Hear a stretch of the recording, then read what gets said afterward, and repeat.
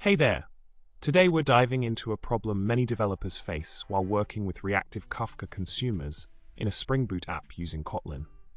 The issue at hand is how to efficiently handle messages received through a Reactive Kafka consumer, pass them to suspended Kotlin functions with coroutines, and then send the processed messages to a Reactive Kafka producer.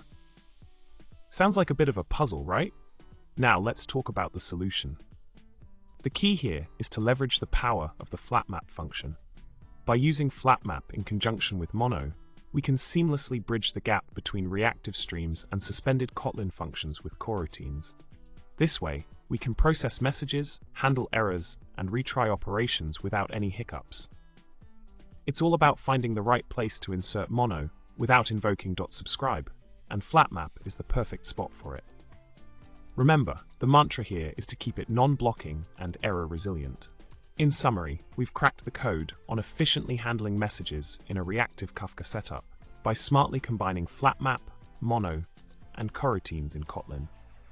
This approach allows us to smoothly process messages, handle errors, and retry operations without any blocking issues.